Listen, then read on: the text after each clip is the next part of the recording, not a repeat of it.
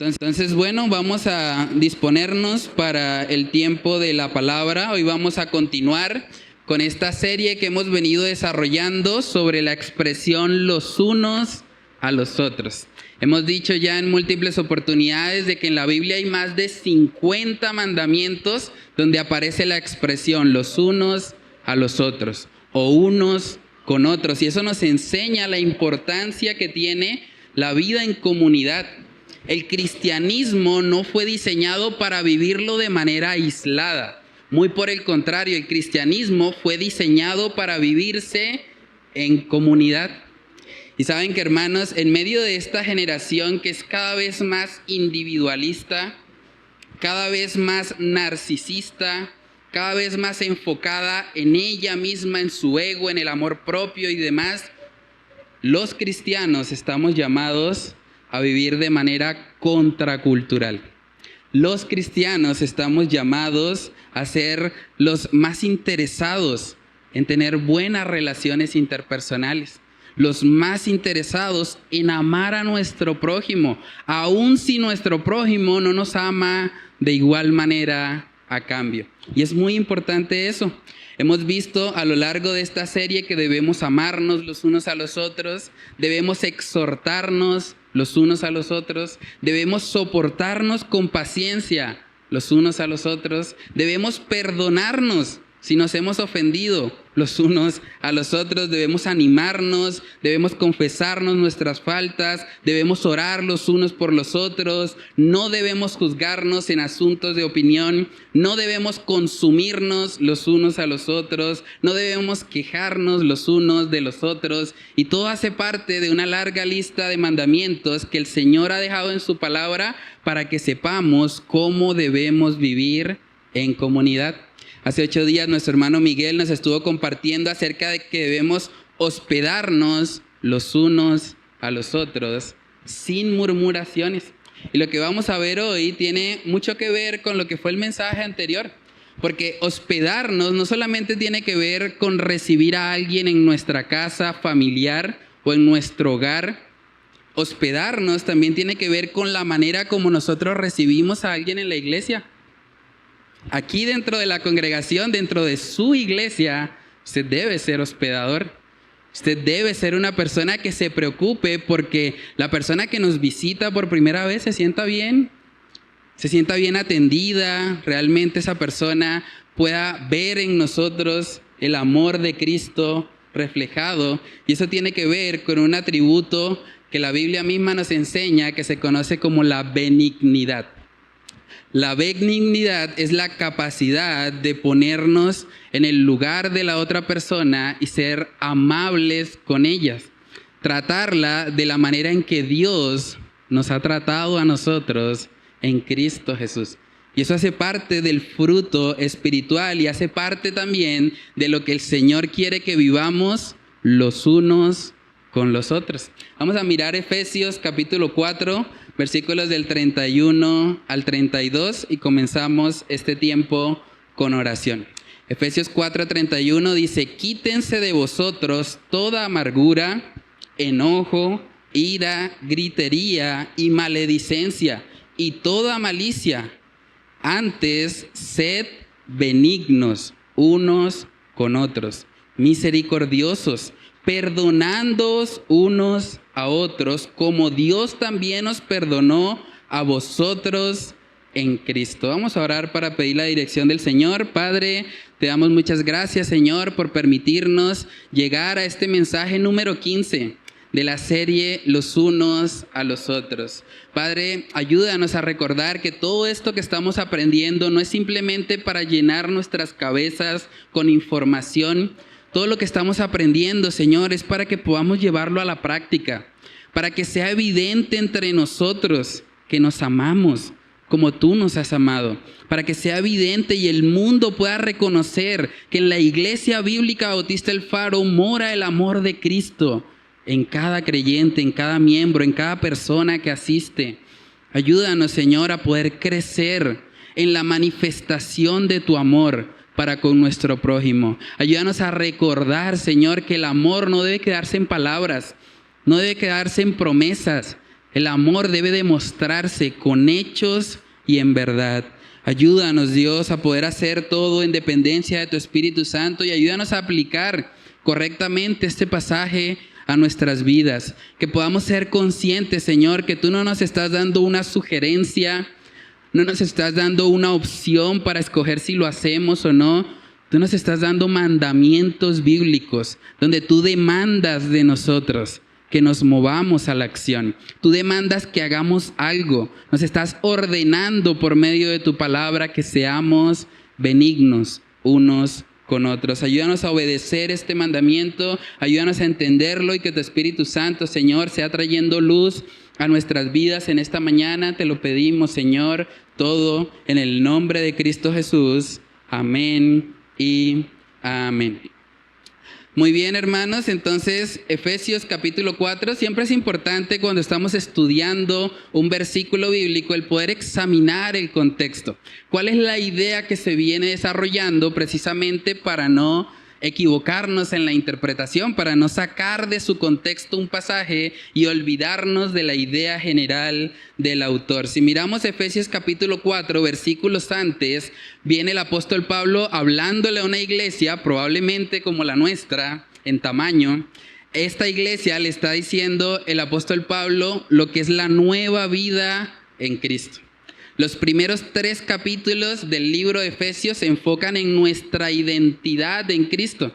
Y luego, desde el capítulo 4 en adelante, vemos que viene el ahora qué. Ahora que he sido escogido, santo, amado en Cristo Jesús, ¿ahora qué? Ahora, ¿cómo debo vivir mi vida práctica? Y vemos ahí en Efesios 4, verso 17, que el apóstol Pablo empieza a decir el requerimiento de esa nueva vida en Cristo. Dice verso 17, esto pues digo y requiero en el Señor, que ya no andéis como los otros gentiles que andan en la vanidad de su mente, teniendo el entendimiento entenebrecido, ajenos de la vida de Dios por la ignorancia que en ellos hay, por la dureza de su corazón, los cuales, después que perdieron toda sensibilidad, se entregaron a la lascivia para cometer con avidez toda clase de impureza. Mas vosotros no habéis aprendido así a Cristo. Entonces aquí vemos que el apóstol Pablo le está diciendo a esta iglesia, ustedes ya no deben ser como los demás gentiles. Debe haber una diferencia radical, sustancial, entre ustedes y los gentiles que no conocen a Dios. Entre aquellos que no han experimentado ese nuevo nacimiento, esa nueva identidad que Cristo nos ofrece. Y si seguimos leyendo, nos damos cuenta que el apóstol Pablo empieza a mostrar lo que es el principio del reemplazo. Mientras que los que no conocen a Dios viven viciados conforme a los deseos engañosos, los cristianos o los que conocemos a Dios debemos renovarnos en el espíritu de nuestra mente. Mientras los gentiles o los que no conocen a Dios hablan con mentiras, los cristianos debemos hablar siempre con la verdad, aunque eso muchas veces nos cueste. Mientras los gentiles pecan cuando se airan, los cristianos podemos evitar que el sol se ponga sobre nuestro enojo. Y hay instrucciones para eso. Mientras los gentiles hurtan para obtener sus cosas materiales, los cristianos debemos trabajar duro, no solo para nosotros, sino también para compartir con los que tienen necesidad.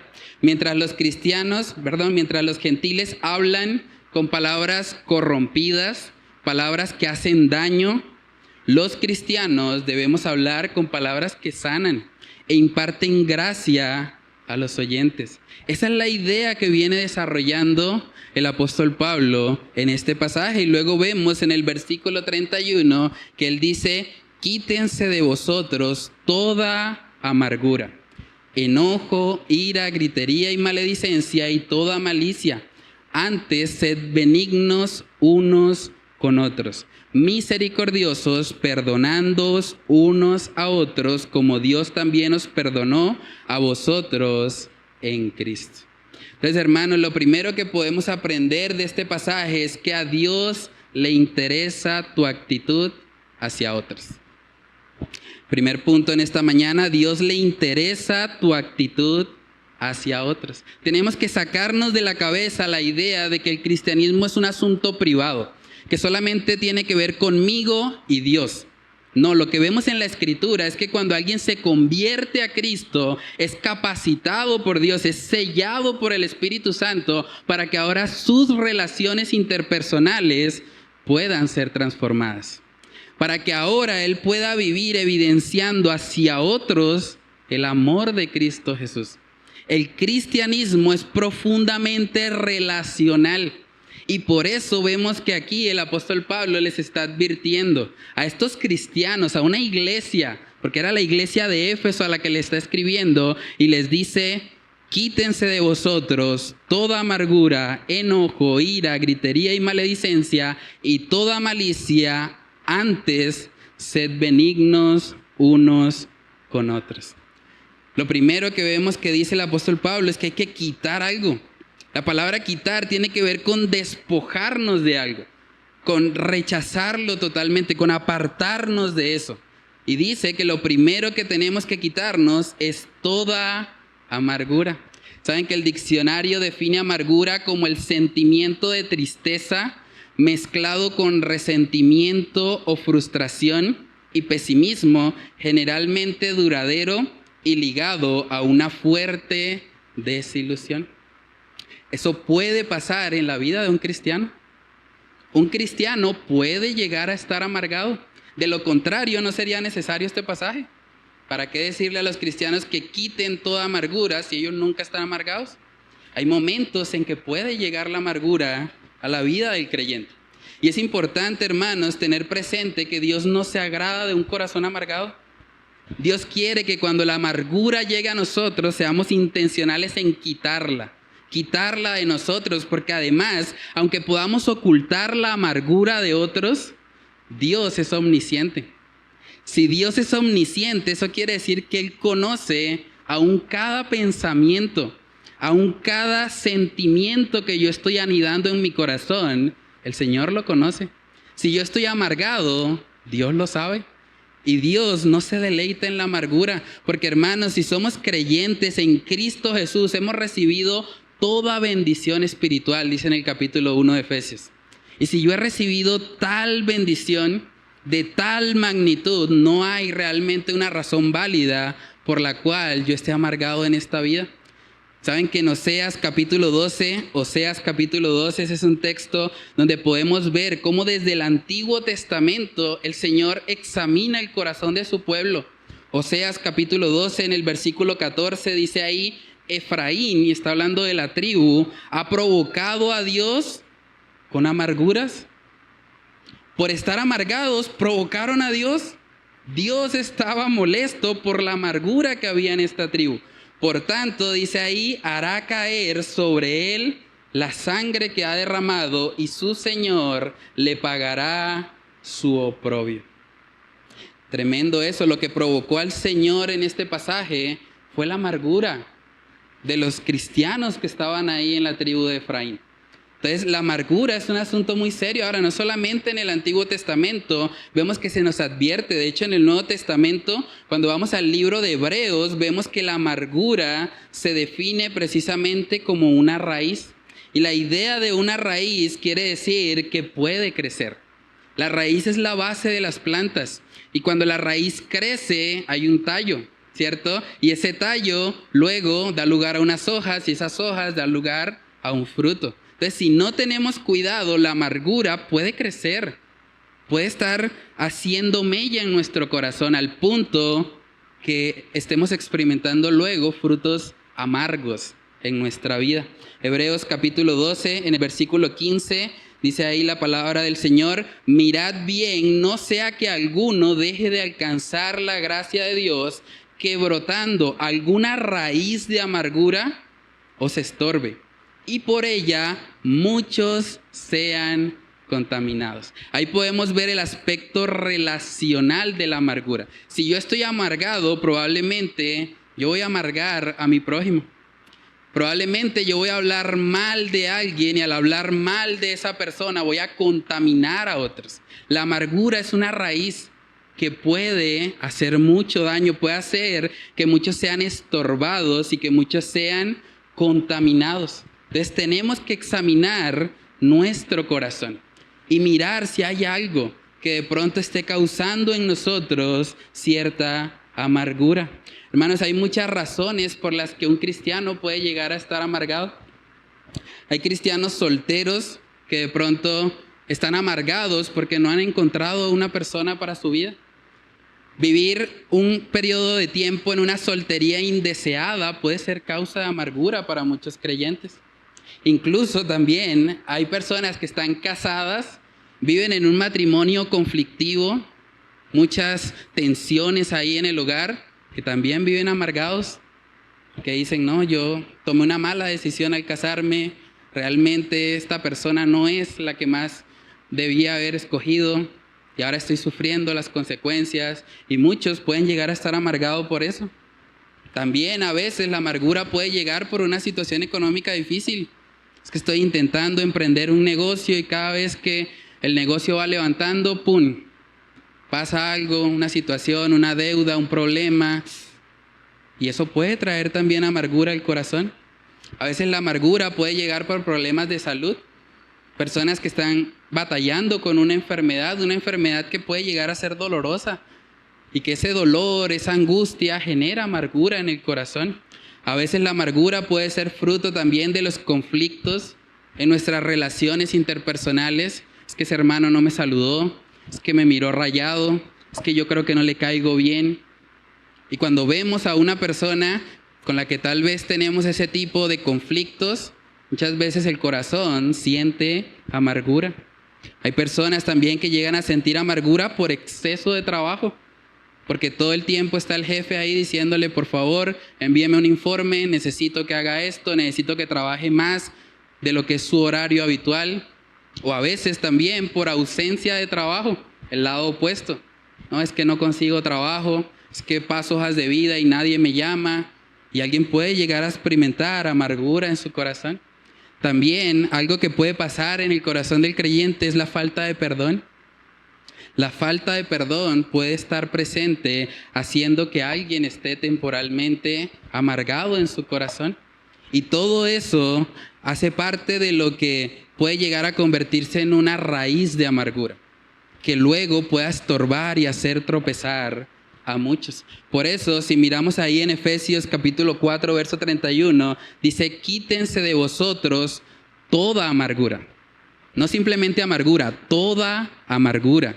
Porque la amargura puede tener múltiples motivos, pero independientemente de la razón por la cual yo esté amargado, yo debo quitar eso de mí. Quitar toda amargura. Ahora usted se preguntará, bueno, pastor, pero si yo logro identificar que hay amargura en mi corazón, ¿qué debo hacer? ¿Cómo hago para dejar de estar amargado? ¿Será que si me tomo un vasito de agua con azúcar se me quita? ¿Será que esa es la cura para la amargura? Pero hermanos, la respuesta nos las da el mismo pasaje. El mismo pasaje nos está diciendo, quítense de vosotros toda amargura, pero no solo eso. Dice en el verso 32, antes sed benignos unos con otros, misericordiosos, perdonándoos unos a otros, como Dios también os perdonó a vosotros en Cristo. En otras palabras, hermanos, la amargura, sea cual sea su origen, sea cual sea el motivo, es exceso de yo. Es exceso de pensar en mí mismo. Mientras que la benignidad, la misericordia y el perdonarnos unos a otros, por así decirlo, es exceso de Dios en nuestra vida. Lo que yo tengo que hacer es quitarme a mí mismo del trono de mi vida, quitar la amargura de mi corazón y centrarme en bendecir a otros. Centrarme en el bienestar de los demás. Y hermanos, cuando dejamos de pensar todo el tiempo en nosotros mismos, en nuestras preferencias, en lo que consideramos más importante para nosotros y empezamos a poner la mirada en los demás, vamos a darnos cuenta cómo el Señor empieza a colocar en nosotros un deseo de amor genuino por el prójimo. Hermanos, saben que la benignidad Es un atributo de Dios. Es uno de sus atributos comunicables. Es algo que el Señor ha decidido compartir con nosotros. Miren lo que dice Salmos capítulo 135. Salmos capítulo 135, en el versículo 3, dice ahí la palabra: alabad a Jah, porque Él es bueno. Cantad salmos a su nombre, porque Él es benigno. Dios es benigno, hermanos. Cuando usted pone en práctica la benignidad con su prójimo, usted se parece a Dios. Usted está reflejando que es un hijo de Él. Qué tremendo eso. La benignidad tiene que ver con la manera como nosotros tratamos a nuestro prójimo, y no solamente con la forma como tratamos a los que nos tratan bien. Porque ahí es donde está la diferencia. Alguien podría decir: pero yo conozco gente del mundo que es amable, que es benigna en su trato, una persona muy suave, muy cordial, muy respetuosa.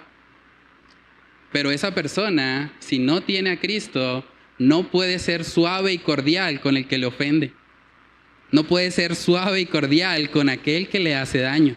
Pero los cristianos, capacitados por el Espíritu Santo de Dios, tenemos la capacidad de amar y de ser benignos aún con aquellos que nos ofenden, aún con aquellos que se declaran nuestros enemigos. Vamos a verlo. Lucas capítulo 6, en el versículo 35, dijo ahí nuestro Señor Jesucristo: amad pues a vuestros enemigos y haced bien y prestad, no esperando de ello nada, y será vuestro galardón grande y seréis hijos del Altísimo, porque Él es benigno para los ingratos y malos. ¿Qué tenemos que hacer para ser hijos del Altísimo según ese texto? Ser benignos para con los ingratos y malos. Hermanos, hay un dicho popular que dice: hijo de tigre sale pintado, ¿cierto? Si nosotros decimos ser hijos de Dios, la pregunta es: ¿hay pintas de benignidad en ti? ¿Hay pintas de amabilidad? No solo con el que te trata bien, con el ingrato. Hay gente que dice: no, yo no puedo tolerar, lo peor que puede existir es una persona desagradecida. Pero aquí vemos a Dios siendo benigno con un ingrato. Dios siendo benigno con alguien malo. Y nosotros, si decimos ser hijos de Dios, deberíamos también poder amar y poder ser benignos con personas así. De pronto usted me dirá: bueno, pastor, pues yo me considero una persona amable. Si a mí alguien me trata bien, yo lo trato mejor. Yo soy una persona que me gusta ser cordial, me gusta ser atento, y yo hago eso. Pero el punto es que ser amable o ser benigno con el que te trata bien no es el punto de la enseñanza. El punto aquí es cómo tratas tú a aquel que es ingrato contigo. ¿Cómo tratas tú a aquel que es malo contigo? Aquel que te ofende, aquel que se declara tu enemigo. ¿Cómo lo tratas? ¿Le devuelves mal con mal? ¿Le respondes con la misma moneda? ¿O tú tienes la capacidad de ser benigno? De ser benigno a pesar de lo que esa persona es, porque Dios así ha sido benigno y ha sido bondadoso contigo. Hermanos, si queremos aprender acerca de este aspecto de la benignidad, es muy importante que pongamos nuestra mirada en Cristo Jesús. Si hay una persona que realmente vivió la benignidad en su máxima expresión, esa persona es nuestro Señor Jesucristo. Saben que uno de los episodios más representativos de la vida de Jesús fue precisamente cuando Él lavó los pies de sus discípulos. Y dentro de ese grupo de personas a las que Él le lavó los pies, había un personaje que el Señor sabía que lo iba a traicionar. No fue que el Señor por ignorancia le lavó los pies porque no sabía, Él estaba dentro del grupo, parecía cristiano y luego el Señor se dio cuenta que no lo era. No, desde el principio Dios sabía que Él lo iba a entregar. Y aún así no restringió su benignidad con Él. Miren lo que dice Juan capítulo 13. Juan capítulo 13, versículo 10 dice: Jesús le dijo: el que está lavado no necesita sino lavarse los pies, pues está todo limpio. Y vosotros limpios estáis, aunque no todos. Tenía claro que ahí había uno que no estaba limpio. Verso 11, porque sabía quién le iba a entregar. Por eso dijo, no estáis limpios todos. Así que después que les hubo lavado los pies, tomó su manto, volvió a la mesa y les dijo, ¿sabéis lo que os he hecho? Vosotros me llamáis maestro y señor, y decís bien, porque lo soy.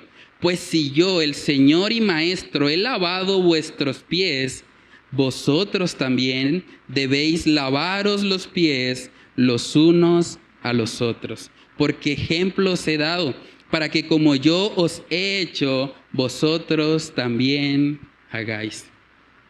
El Señor Jesús lavó los pies de sus discípulos, incluyendo al hijo de perdición, incluyendo a Judas, para darnos ejemplo. Para que usted no sea de las personas que dice, yo solo amo a los cristianos, los que no son cristianos de lejitos. No, Jesús amó a un inconverso. Jesús le lavó los pies a un traicionero, sabiendo que lo iba a traicionar. Y aún así puso en evidencia el amor cristiano, el amor de Dios. Hermanos, lavarnos los pies implica estar dispuestos a hacer cosas incómodas, incluso cosas que pueden llegar a ser desagradables por amor a los demás. Yo creo que una de las cosas que más ha hecho daño a nuestra sociedad es la distorsión del concepto de amor. Mucha gente entiende de que el amor es algo romántico, es algo conveniente, sentimental, que el amor está lleno de azúcar, flores y muchos colores. Es como la idea bonita y romántica del amor. Pero cuando vamos a la palabra de Dios, como decía nuestra hermana Yesida al principio, el amor es sufrido. El amor cristiano es sufrido. El amor es benigno, es amable con aquel que te ofende. Ese es el amor cristiano. El amor cristiano no busca lo suyo. No tiene envidia, no es jactancioso. No se goza de la injusticia, mas se goza de la verdad. Ese es el verdadero amor. No es lo que Disney dice. No es lo que las películas nos han hecho creer, no. El verdadero amor es que usted esté dispuesto a lavarle los pies al que usted sabe que lo va a traicionar. Al que usted sabe que es su enemigo. Al que usted sabe que si tuviera la oportunidad de clavarle una estaca, lo haría. Eso es amor cristiano. Y eso es el desafío que tenemos como iglesia. Porque el verdadero amor nos va a costar, hermanos. El verdadero amor no va a ocurrir de forma espontánea, sentimental, no. El verdadero amor requiere de nosotros sacrificio. Requiere sacrificio. Entonces déjame preguntarte a manera de aplicación en este primer punto. ¿Cómo lidias tú con la amargura? No me digas que no tienes amargura, porque si dices eso, estás haciendo que el pasaje sea innecesario para ti. Cuando la amargura llega a tu vida, sea porque un plan no salió como tú lo tenías planeado, o porque de pronto tu situación económica no es la mejor, o porque llegas a enfrentar un problema de salud, ¿cómo lidias con eso? ¿Tú atesoras la amargura en tu corazón? ¿Permites que eche raíz, que crezca, que se vuelva un tallo fuerte en tu corazón y andas por ahí amargado, haciendo tropezar a otros? ¿Esa es tu forma de lidiar con la amargura? ¿O estás siendo diligente, como dice el pasaje, en quitar, en despojar de tu corazón toda amargura, independientemente de la raíz, independientemente de la fuente de esa amargura? Y todo lo que menciona ahí en Efesios 4, en últimas, es el resultado de la amargura. Cuando habla ahí del enojo, la ira, la gritería, la maledicencia y toda malicia, eso sucede en el corazón de una persona que está amargada. Entonces, ¿cómo lidias con eso? ¿Sabes cómo despojarte de esa amargura? ¿O simplemente le estás dando cabida en tu corazón? También pregúntate, ¿tú estás trabajando en reflejar la benignidad, la misericordia y el perdón de Cristo a otros? ¿Cómo tratas a los ingratos en tu vida? ¿Hay ingratos en tu vida? Hay personas que tú te has molestado porque no han sido agradecidas cuando tú les has dado algo. ¿Cómo los tratas? ¿Cómo tratas a las personas que no te pueden aportar nada? Personas que no te pueden pagar los favores que tú les haces. ¿Cómo los tratas? Es una buena pregunta. ¿Cómo tratas a los que son malos contigo? Los que abiertamente te quieren traicionar, te quieren hacer daño. ¿Tú pagas mal con mal? ¿O tienes la capacidad de vencer el bien vencer el mal con el bien, como dice el apóstol Pablo? Hermanos, acabamos de cantar hace un minuto o hace un tiempo en la alabanza, cantamos: por la bondad de Jehová no hemos sido consumidos. Por la bondad de Jehová no hemos sido consumidos, porque nunca decayeron sus bondades. La pregunta para ti es: ¿tú tienes esa misma bondad?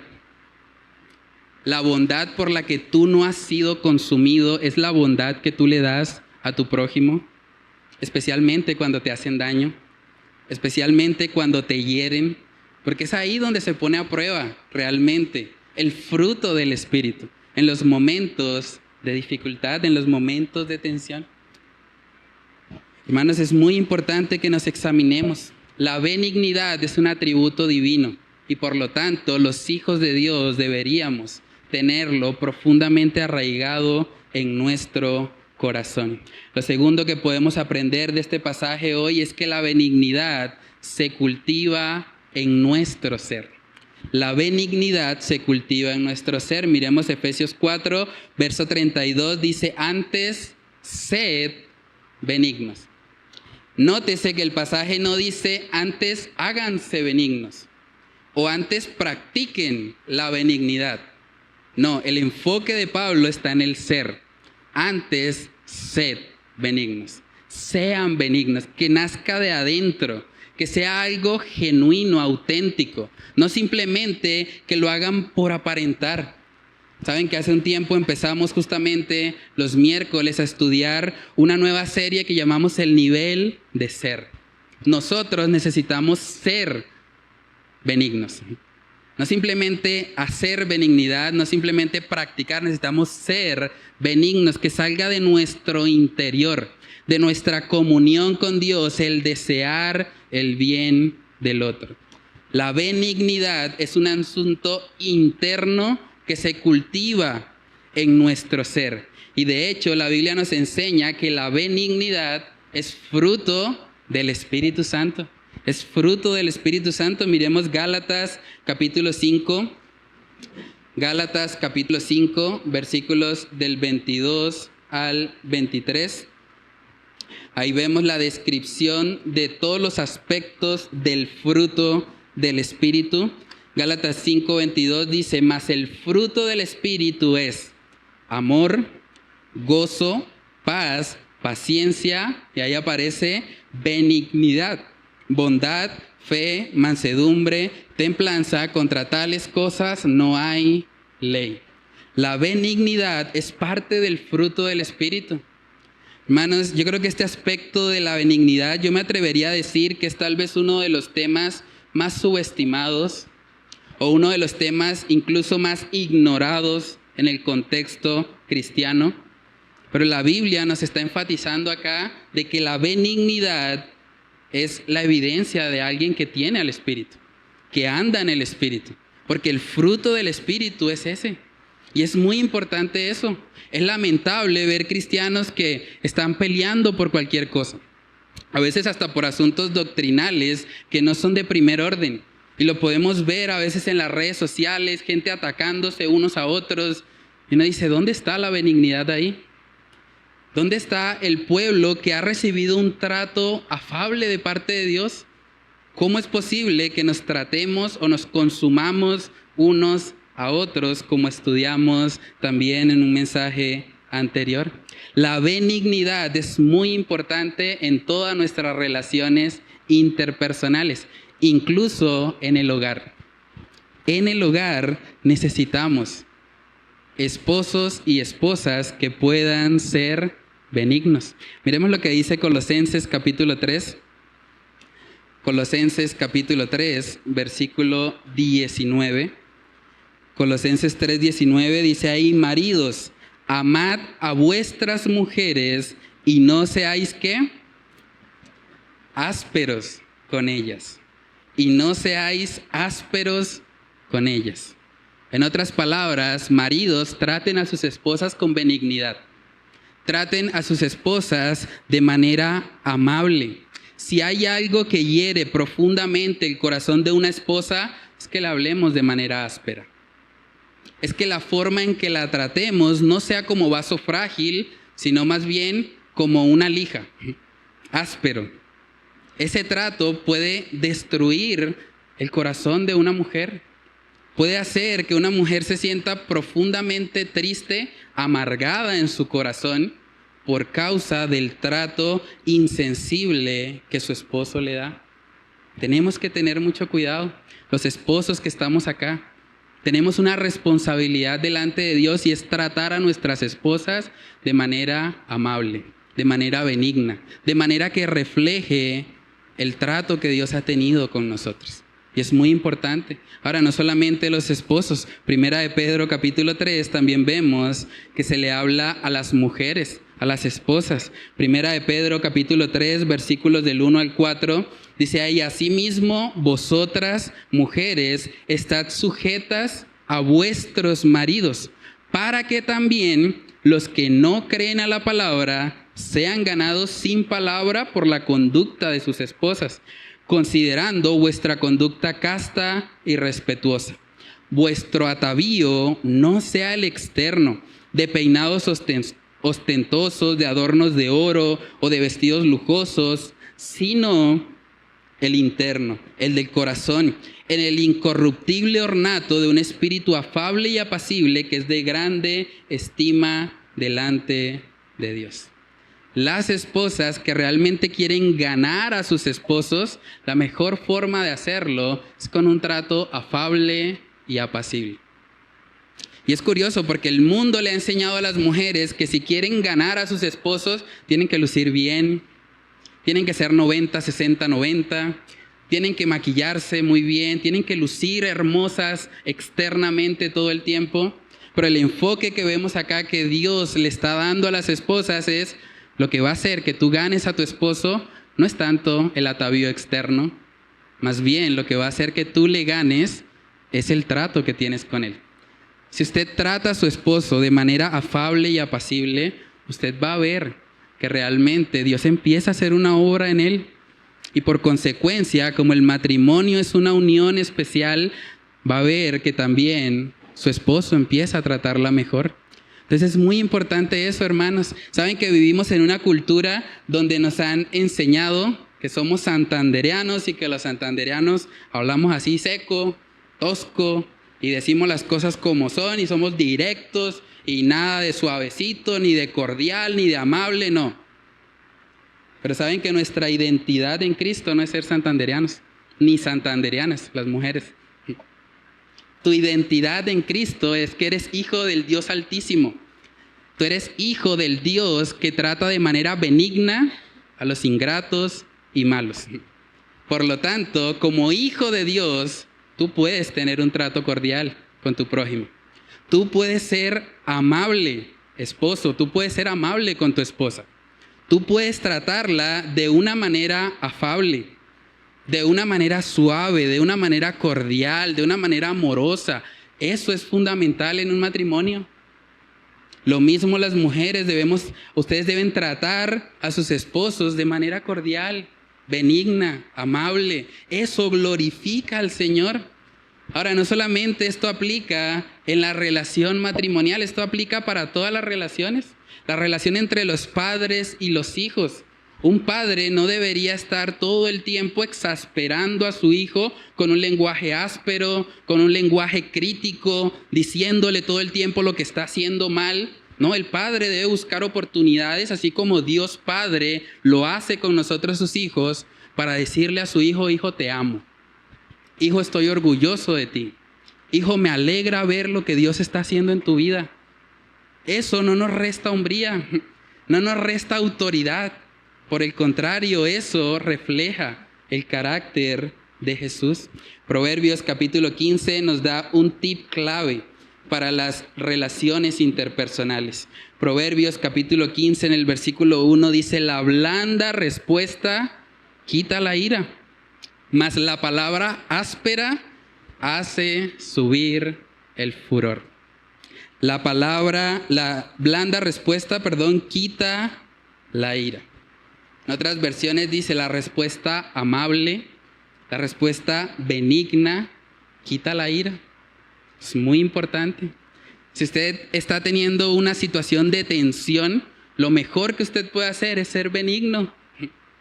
Porque si usted es áspero, si usted responde aspereza con aspereza, probablemente va a hacer más daño, porque eso va a incrementar el furor.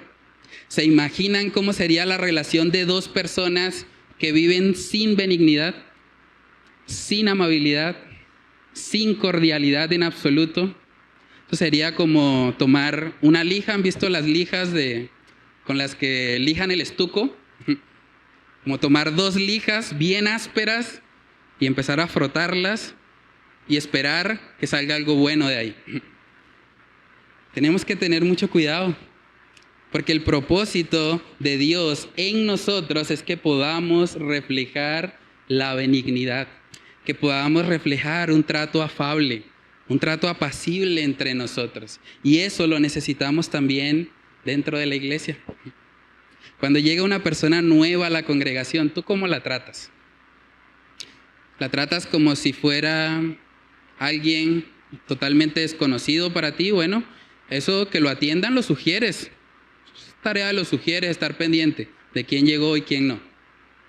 ¿O tú realmente eres consciente de que esta es tu casa también? Y que es tu responsabilidad hospedar a esa persona que nos está visitando, tratarla de manera afable, hacerle sentir como en casa. Es responsabilidad de todos. Ser benignos unos con otros. Es mucho más fácil quedarme sentado en la silla y dejar que otros lo hagan a tomar iniciativa. La benignidad que estamos estudiando hoy es una benignidad activa. Activa. Nosotros debemos tomar iniciativa en poder reflejar este atributo del carácter de Dios. Vamos a mirar 2 de Corintios capítulo 10. 2 de Corintios capítulo 10, en el versículo 1, dice ahí la palabra: yo, Pablo, os ruego por la mansedumbre. ¿Y qué dice? Ternura. Ternura. ¿Dice ternura? Y ternura de Cristo. Yo, que estando presente ciertamente soy humilde entre vosotros, mas ausente soy osado para con vosotros. Hermanos, es importante aclarar, cuando hablamos de la benignidad, no significa debilidad de carácter. Muchas veces en el mundo dicen: no, es que ese es blandito, ese es suavecito, ese no. Pero lo que vemos aquí, de hecho, es lo opuesto a la debilidad de carácter. Una persona benigna, una persona tierna, es una persona que tiene el carácter más fuerte de todos, el carácter de Cristo. La mayor fortaleza de carácter es que usted pueda ser benigno, que usted pueda ser amable, que usted pueda ser tierno, porque Cristo lo era. Eso no nos resta masculinidad a los hombres. Por el contrario, nos suma masculinidad, porque el mayor ejemplo de masculinidad es Cristo. Y ser tiernos nos hace parecernos a Él. La ternura no quiere decir que tengamos que doblegar nuestras opiniones o tengamos que ceder siempre ante las pretensiones de los demás. No, usted puede ser amablemente o benignamente firme en su posición, pero el trato debe ser cordial. De hecho, hermanos, en 2 de Timoteo capítulo 2 vemos que el apóstol Pablo instruye a Timoteo acerca de cómo tratar a aquellos que se oponen a la doctrina. Y uno pensaría que de pronto el apóstol Pablo le va a decir: mira, si está muy cansón, esa persona se está oponiendo a la doctrina, le dices hereje, te sacude los pies y chao. No le tires tus perlas a los cerdos.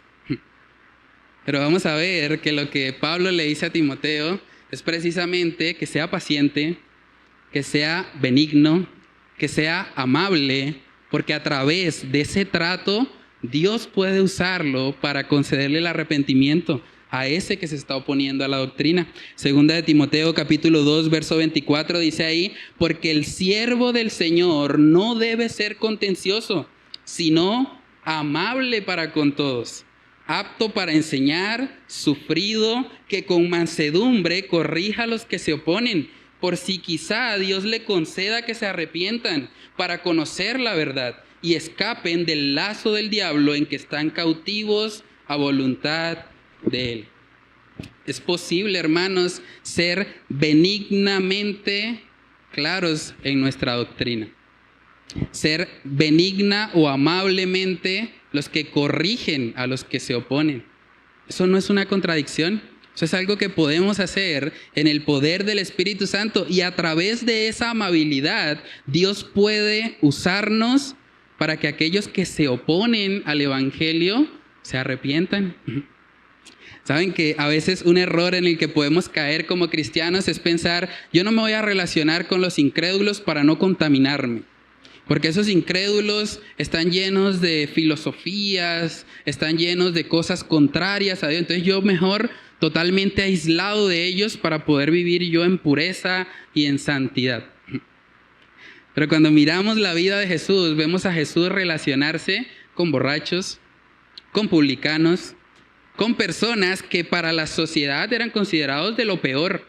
Pero Jesús se le acercaba a estas personas, hablaba con ellos para precisamente predicarles el Evangelio. Y Jesús hacía eso poniendo en práctica este atributo de la benignidad. ¿Recuerdan cuando le presentaron a Jesús una mujer adúltera? ¿Cómo fue el trato de Jesús hacia esa mujer? Oye, pecadora, adúltera, lejos de aquí, chao, no te quiero, yo soy cristiano, no me junto con gente como tú. ¿Así la trató Jesús? No, ¿cierto?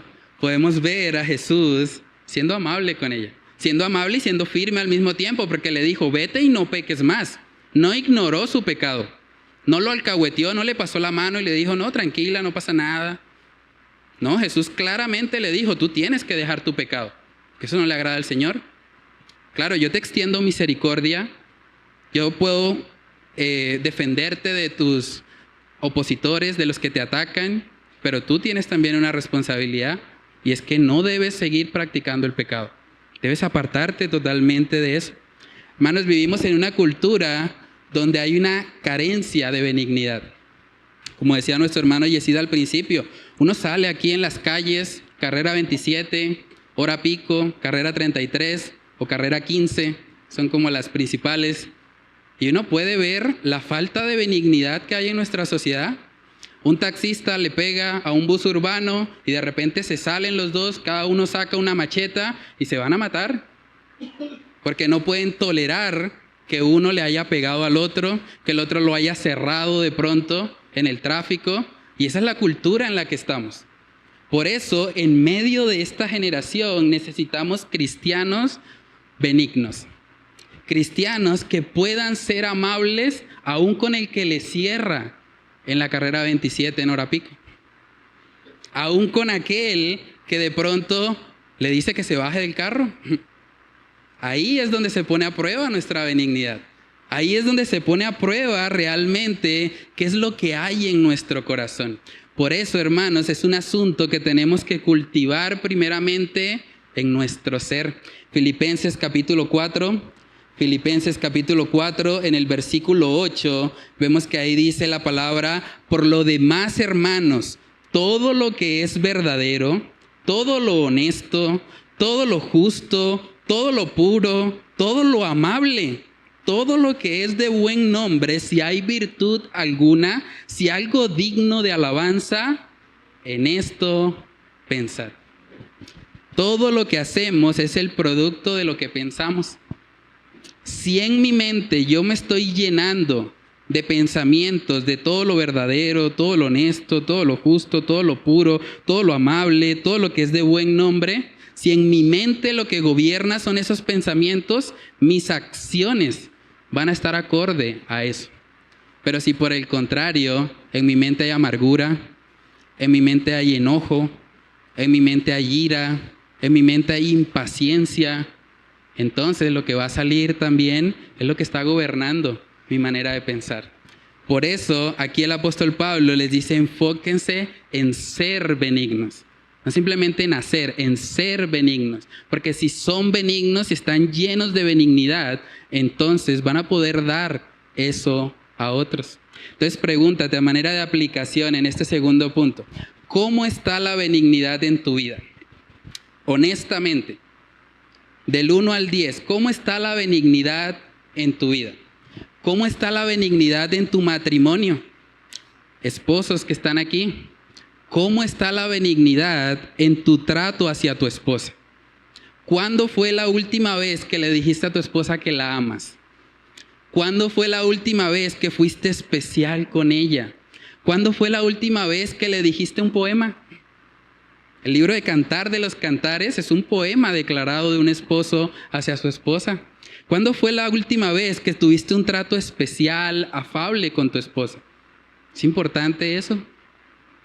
Pregúntate también, esposa que estás acá, ¿cómo es tu trato hacia tu esposo?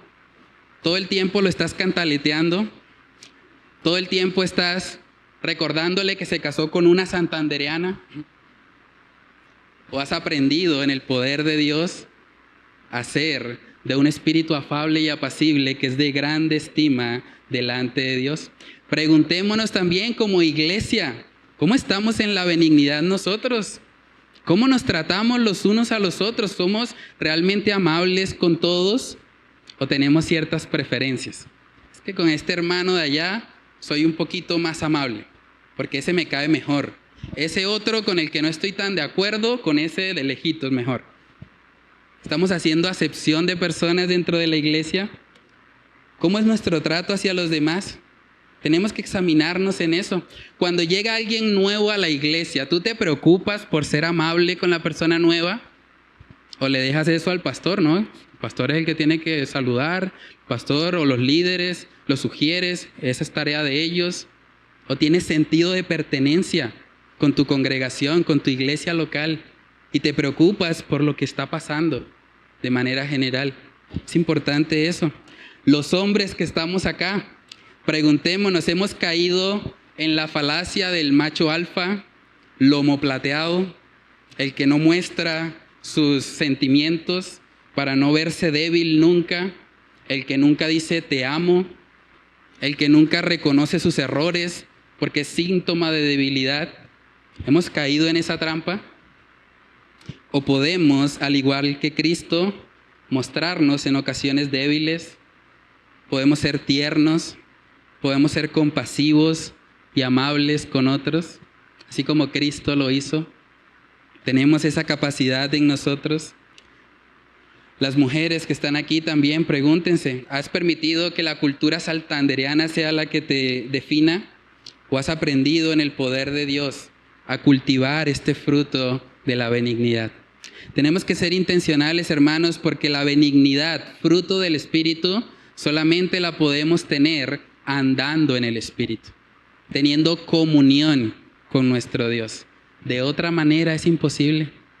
De otra manera se convertirá en un esfuerzo vano, en un esfuerzo temporal donde tarde o temprano nos cansaremos. Pero si realmente es Dios el que está colocando en nosotros eso, vamos a poder evidenciar ese fruto. El tercer y último punto que vamos a ver en la mañana de hoy es que la benignidad es el resultado de conocer a Dios. La benignidad es el resultado de conocer a Dios. Por eso ahí en Efesios 4:32, después de decir antes sed benignos unos con otros, lo siguiente que hace el apóstol Pablo, recordarles a Dios. Dice, misericordiosos, perdonándoos unos a otros, como Dios también os perdonó a vosotros en Cristo. En otras palabras, el apóstol Pablo les está diciendo, el estándar es Dios. Así como Dios ha sido benigno, así como Dios ha sido misericordioso, así como Dios ha sido perdonador contigo, ahora tú debes dar de eso mismo que has recibido a los demás. Por eso la benignidad es el resultado de conocer a Dios. Nosotros en nuestras propias fuerzas no podemos ser benignos. En nuestras propias fuerzas podemos ser lo opuesto. Podemos ser una lija bien áspera. Pero la benignidad solamente la puede producir una relación con Dios. Solamente aquel que conoce a Dios y que es consciente del trato benigno que Dios ha tenido para con nosotros, a pesar de nuestro pecado, a pesar de que merecíamos lo opuesto porque merecíamos el infierno justamente, a pesar de eso que el Señor nos haya tratado con bondad, que haga salir su sol sobre buenos y malos, contemplar esa benignidad es lo que va a hacer que nosotros podamos también practicarla hacia nuestro prójimo. Miremos lo que dice Primera de Juan capítulo 4.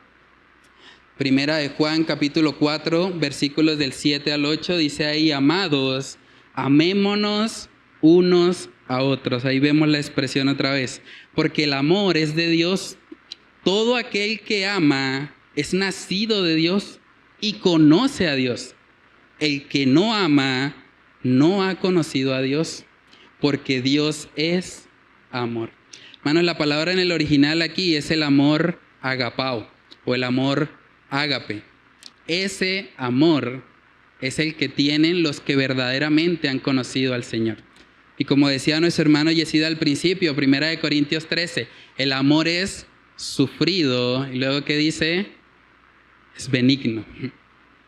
Es benigno.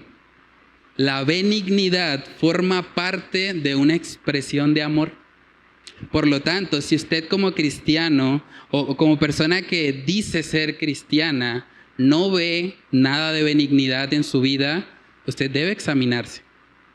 Porque tal vez el amor de Dios no ha transformado tu corazón.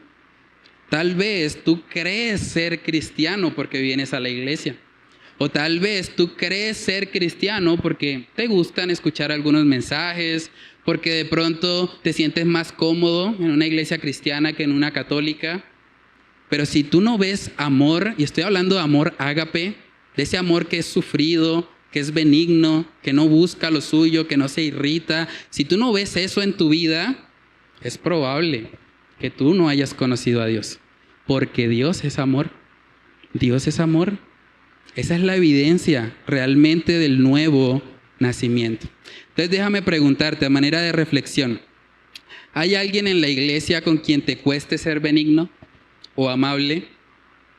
Piénsalo.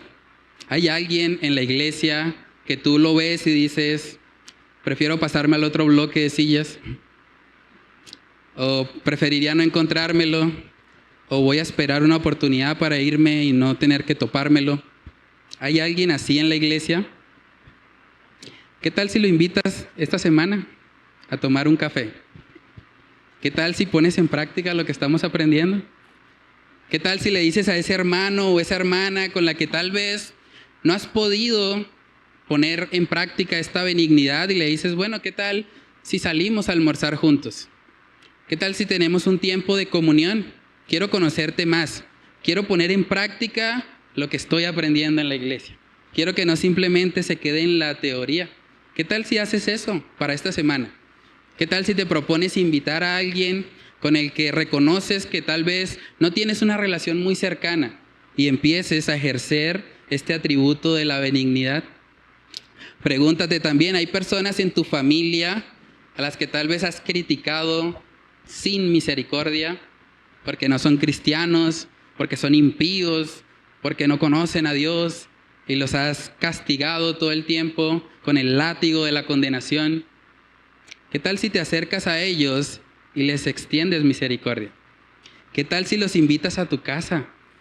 ¿Qué tal si los invitas a comer? ¿Qué tal si le hablas de la misericordia con la que Dios te alcanzó a ti, siendo igual de pecador que ellos? ¿Qué tal si haces eso esta semana? ¿Qué tal si le ponemos paticas al mensaje de hoy? ¿Qué tal si lo aplicamos? Hay personas en tu vida de pronto a quienes tú no has perdonado. Tú sabes tal vez en tu corazón que hay alguien que cuando tú lo ves se te revuelcan las entrañas y que preferirías que no estuviera aquí. ¿Hay alguien así en tu vida? ¿Hay alguien a quien tú reconoces que no has perdonado? que te enoja, que aún así sientes amargura en tu corazón cuando lo ves? ¿Qué tal si le pides a Dios que Él te ayude a ver a esa persona de la misma manera en que Dios te vio a ti antes de que tú lo conocieras? ¿Qué tal si oras eso? Señor, yo quiero ver a esta persona de la misma manera en que tú me viste a mí siendo un vil pecador, viviendo para mi carne, viviendo viciado en las cosas de este mundo. Ayúdame a verlo con esa misma misericordia, con esa misma compasión. Hermanos, como cristianos estamos llamados a no solo ser una balsa que recoge todas las bendiciones espirituales que Dios nos ofrece. Como cristianos debemos ser un canal de bendición hacia otros. Y no estoy hablando de dinero. Un canal de bendición para que así como hemos sido perdonados, podamos perdonar.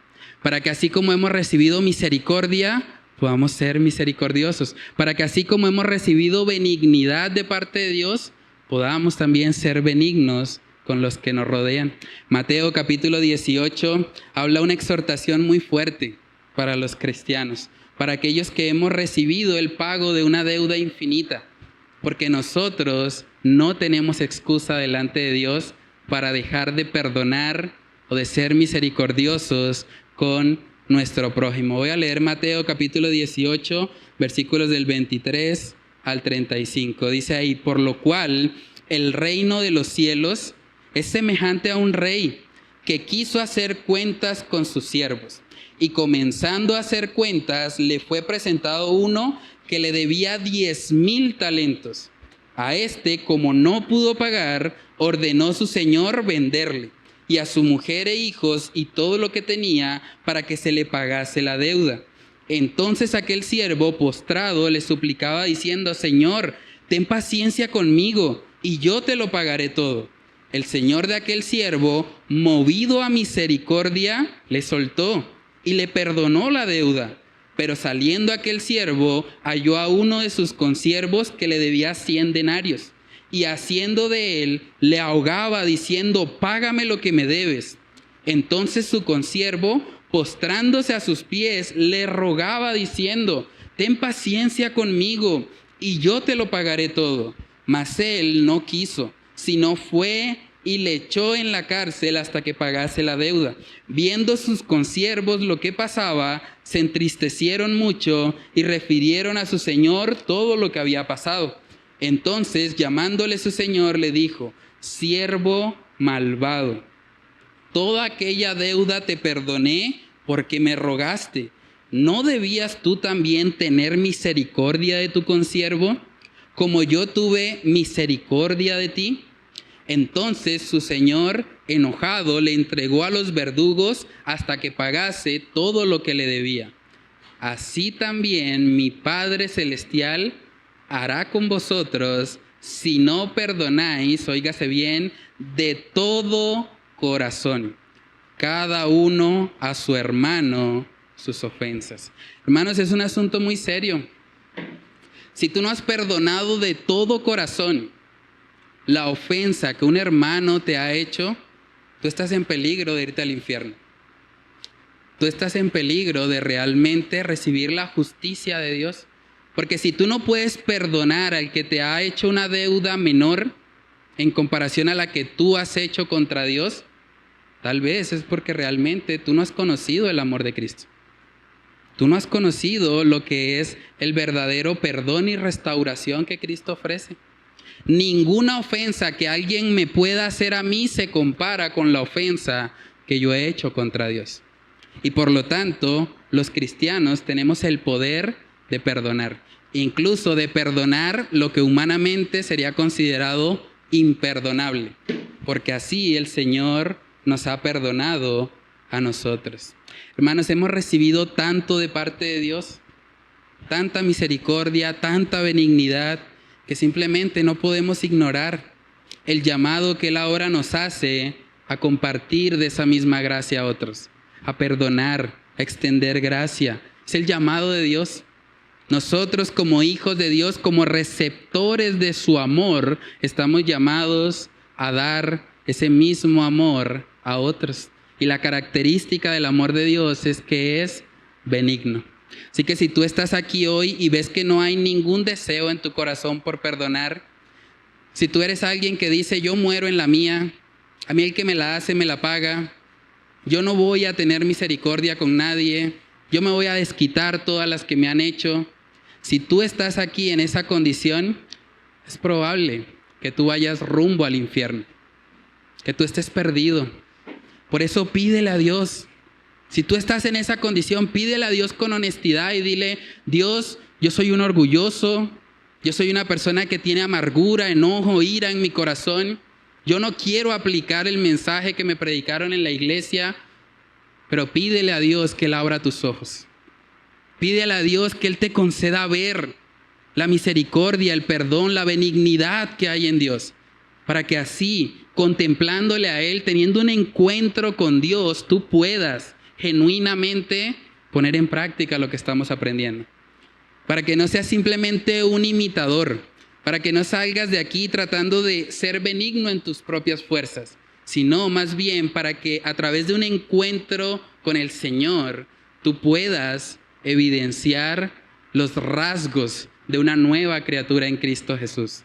De una persona que ha sido transformada, de una persona que entiende que así como Cristo vino a morir por sus enemigos, vino a morir por los impíos, por aquellos que no habíamos hecho otra cosa más que ofenderle, de la misma manera tú ahora como cristiano vas a poder amar también a los que te ofenden, también a los que te hacen daño, también a aquellos que activamente buscan hacerte el mal.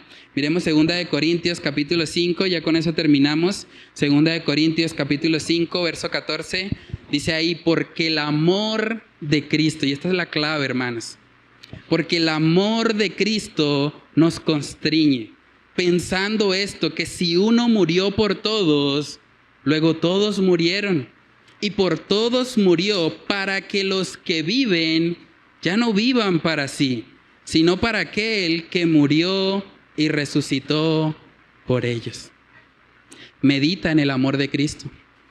Medita seriamente en el amor de Cristo. Contémplale a Él. Recuerda lo que Él hizo en la cruz del Calvario. Recuerda los clavos. Recuerda las bofetadas que Él recibió. Recuerda la corona de espinas. Recuerda cómo se burlaron de Él los soldados romanos. Contempla el amor de Cristo y deja que eso te constriña, de tal manera que ya no vivas más para ti, de tal manera que mueras a tu egoísmo, de tal manera que dejes de pensar que lo más importante es tener una venganza del que te hizo daño, es desquitarte de lo que te han hecho mal, y que ahora más bien puedas vivir para aquel que murió y resucitó para salvarte. Vamos a orar.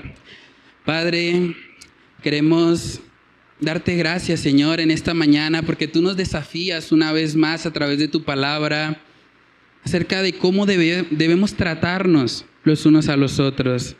Gracias porque tú nos recuerdas, Señor, que la benignidad es un atributo tuyo y que si realmente queremos vivir en este mundo reflejando que somos tus hijos, necesitamos cultivar esa benignidad, ese trato afable, ese trato cordial con el otro, aun cuando el otro me quiera hacer daño, aun cuando el otro tal vez no lo merezca, no ha hecho nada para que yo lo trate de una buena manera.